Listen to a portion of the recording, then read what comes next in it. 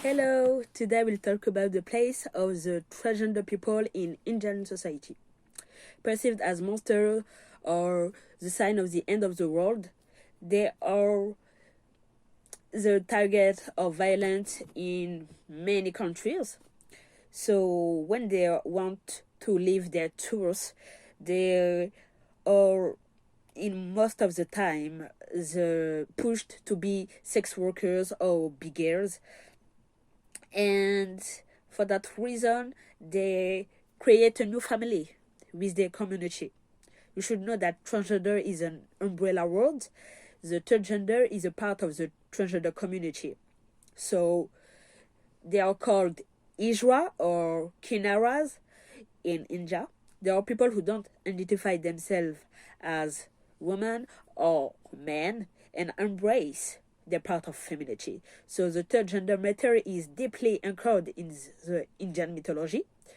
Many Indian people want the blessing of Ijra for birth, for weddings, because Ijra would be descended from a demigod called Kinnar.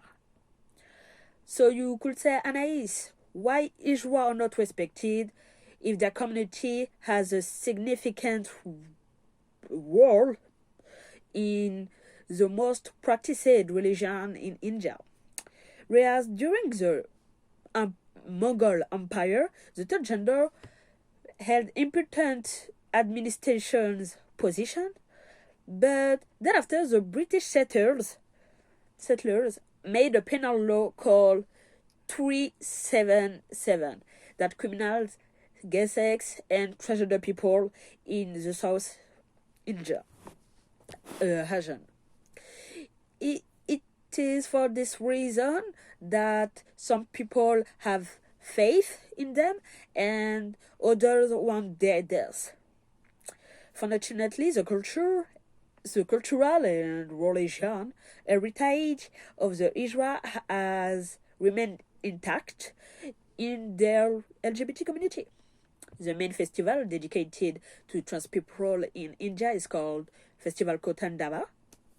Over there, the community can freely express themselves, celebrating the pride and replicating rituals that gave them a sacred statue in Hindu epics for nearly 4,000 years old.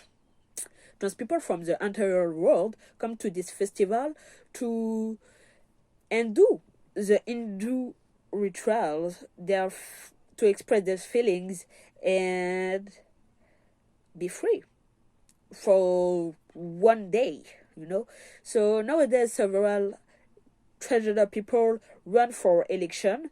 Unfortunately, when they win their election and become mayors, government officials discriminate them and gave any financial support to the mayors.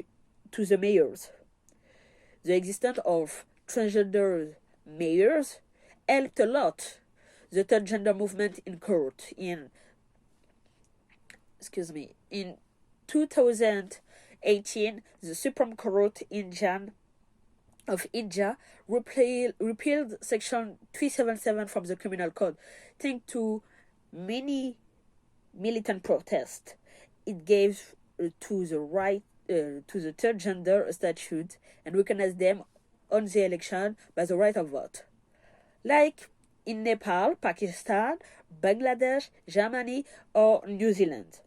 However, did the Supreme Court think that words on an ID can really change the vision of a society without giving Israel opportunities, without give them financial support?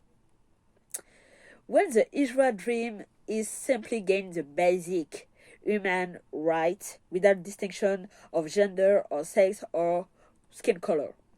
Unfortunately, when you live in a repressive system, every single right, even the small one, are good to fight for. I'm happy that the third gender revolution is happening in India, because it's a country known for the parents who kill or abandon their little girls. So it's a triple battle for the transgender movement because they fight against the poverty, the sexism, and the lack of civil rights.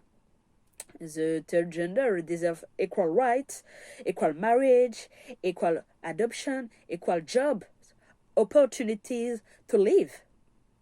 I think that step by step we will succeed to make societies less dangerous and more respectful all over the world for the future generation. Thank you for listening.